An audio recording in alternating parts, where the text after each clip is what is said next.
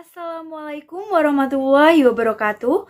Perkenalkan, nama saya Atika Trisuryani, Program Studi Manajemen, Fakultas Ekonomi dari Universitas Sarjana Wiyata Taman Siswa, Yogyakarta. Di sini saya akan melaksanakan tugas KKN saya dengan judul Edukasi Mengelola Manajemen Keuangan Rumah Tangga di Desa Banaran, Pelayan, Gunung Kidul. Kehidupan rumah tangga tidak lepas dari masalah keuangan. Karena itu, mengatur keuangan rumah tangga bukanlah perkara yang mudah. Perlu cara mengatur keuangan rumah tangga yang benar agar seluruh kebutuhan keluarga bisa terpenuhi. Apa resiko yang terjadi apabila Anda salah dalam mengatur keuangan rumah tangga? Dampaknya bisa sangat buruk. Manajemen dalam mengatur keuangan rumah tangga bisa saja mengganggu keharmonisan keluarga. Lalu, bagaimana cara mengatur keuangan rumah tangga yang baik dan benar? Berikut adalah cara-cara yang bisa Anda lakukan untuk mengatur keuangan rumah tangga secara efektif. Yang pertama, pahami perbedaan kebutuhan dan keinginan. Cara mengatur keuangan rumah tangga yang pertama adalah memahami apa itu kebutuhan dan keinginan. Ketika Anda sudah berumah tangga, sudah pasti ada kebutuhan-kebutuhan yang wajib dipenuhi. Contohnya kebutuhan untuk keperluan sehari-hari seperti makan hingga alokasi pendidikan apabila Anda sudah memiliki buah hati. Namun, pada prakteknya keuangan rumah tangga tidak hanya untuk kebutuhan yang bersifat wajib, melainkan juga digunakan untuk belanja yang berdasar dari keinginan semata. Celakanya, terkadang kita malah mengalokasikan dana rumah tangga lebih banyak bukan pada kebutuhan tapi keinginan. Padahal, banyak dari keinginan kita yang sebenarnya belum perlu-perlu amat.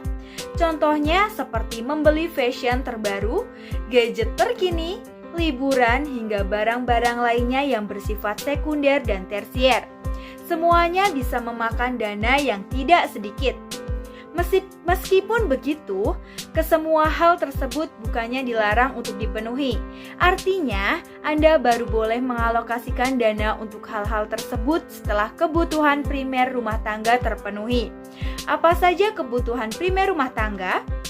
Yang pertama jelas kebutuhan untuk hidup sehari-hari seperti makan, transportasi, pendidikan anak, ataupun cicilan rumah.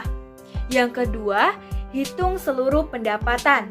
Untuk mengatur keuangan rumah tangga yang efektif, yang perlu Anda lakukan adalah menghitung seluruh pendapatan yang masuk selama 1 bulan.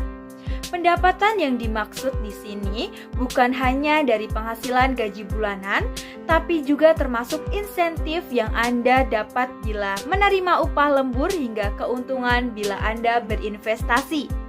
Ini penting dilakukan agar Anda bisa membagi alokasi penghasilan yang Anda miliki ke kebutuhan yang harus Anda penuhi. Ingat, yang pertama harus dipenuhi adalah kebutuhan yang bersifat primer. Dengan menghitung seluruh pendapatan, mengatur keuangan rumah tangga menjadi lebih mudah. Yang ketiga, buat daftar pengeluaran prioritas bulanan.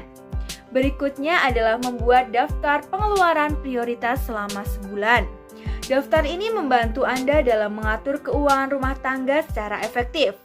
Dengan membuat daftar prioritas, alokasi dan pengeluaran dana rumah tangga menjadi lebih tertata. Pengeluaran rumah tangga yang masuk daftar prioritas antara lain biaya makan sehari-hari, belanja dapur, tagihan listrik, tagihan air, biaya transport kerja, pendidikan anak apabila sudah memasuki usia sekolah, hingga cicilan kendaraan atau rumah tangga.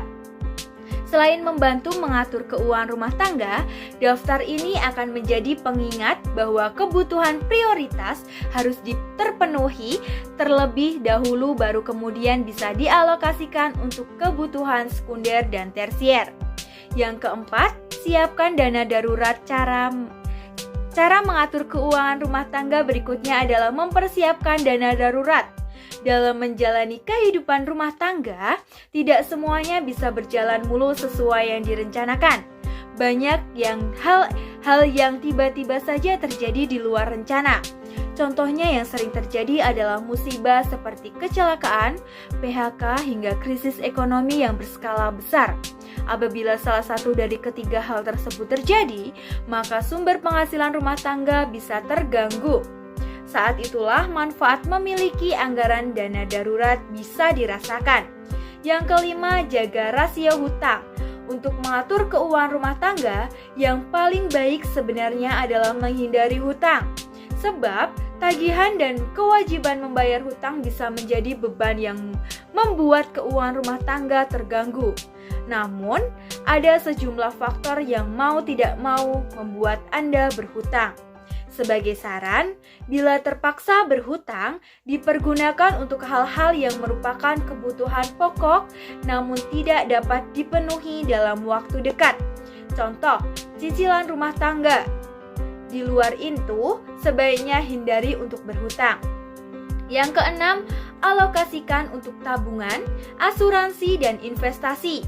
Selain mengalokasikan penghasilan untuk dana cadangan atau darurat, Anda juga perlu mengalokasikan penghasilan untuk keperluan di luar kebutuhan rutin, antara lain pengeluaran untuk tabungan, asuransi, dan investasi.